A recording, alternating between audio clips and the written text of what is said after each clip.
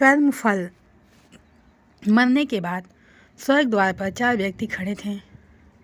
इन 4 व्यक्तियों में पहला राजा था, दूसरा एक बिजनेसमैन था, तीसरा पंडित था और चौथा एक आम आदमी मजदूर था।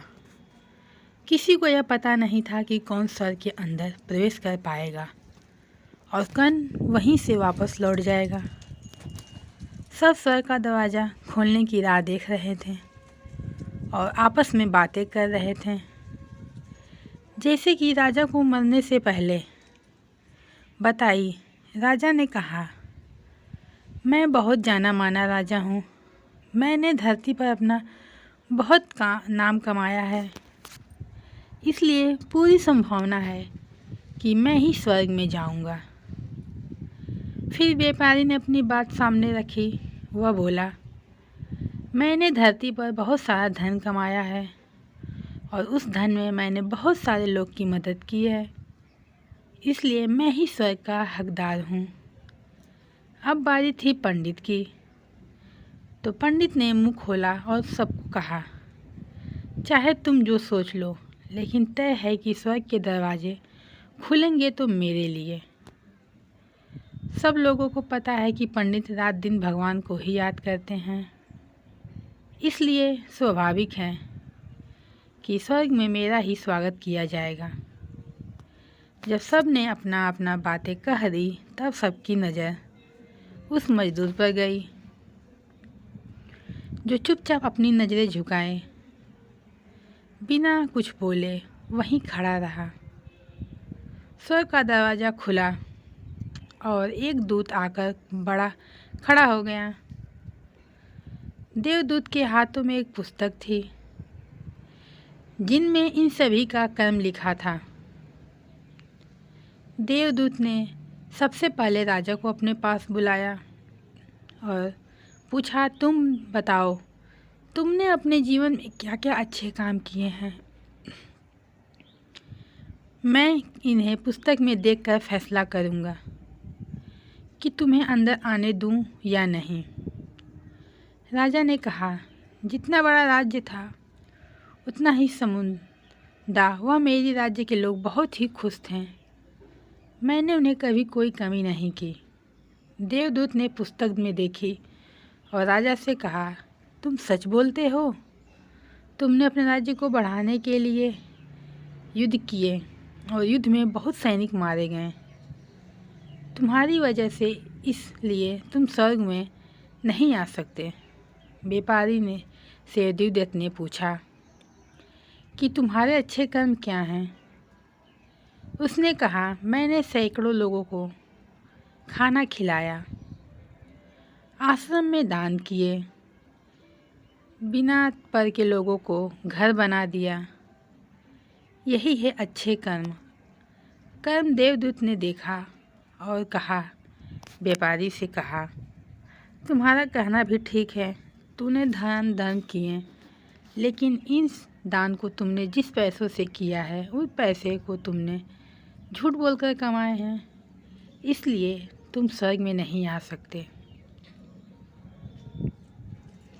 जब पंडित से यही पूछा गया तो उसने आत्मविश्वास के साथ कहा, मैंने बहुत सारे लोगों को ज्ञान दिया है, हजारों पूजा यज्ञ भी की है, इससे अच्छे कर्म और क्या हैं। देवदूत ने अपनी पुस्तक में देखा और कहा, आपने जितने भी लोगों ज्ञान दिया उन बातों पर खुद भी अमल नहीं किया।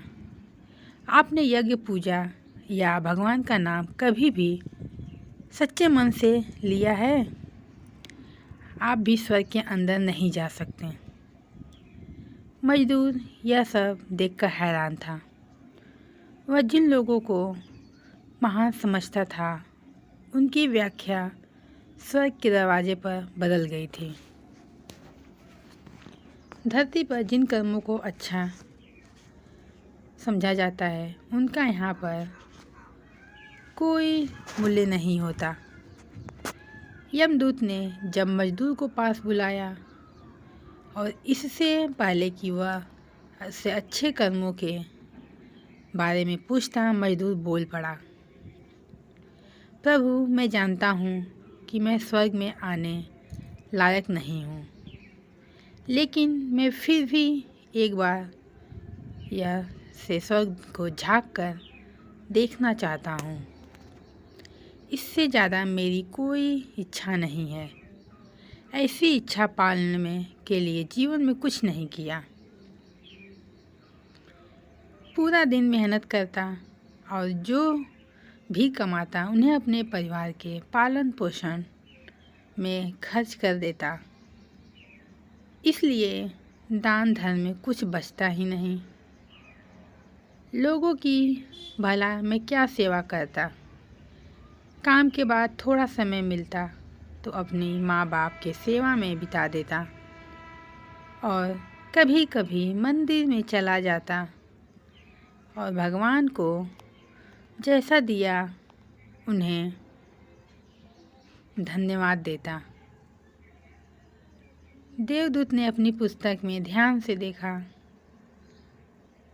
और कहा, याद करके बताओ, तुमने कोई अच्छा काम नहीं किया होगा।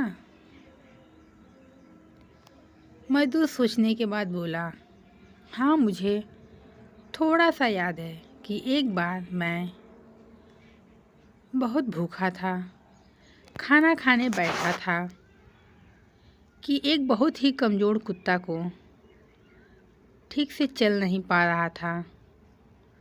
वह मेरे पास आ गया, खाने को देखने लगा। तब मैंने अपनी रोटी उसे खिला दी थी। उस दिन मैं खुद भूखा सोया था। मजदूर की बात सुनने के बाद देवदूत मुस्कुराया और मजदूर को सम्मान के स्वर्ग के अंदर ले गया। मित्रों, अच्छे कर्म, लोभ, माया इन सब भाव से आकर नहीं किए जाते। निस्वार्थ भाव से किया गया एक ही अच्छा कर्म आपके जीवन के सारे पाप धोने की शक्ति रखता है। इसलिए जब भी मौका मिले अच्छे मन अच्छे कर्म किया करें।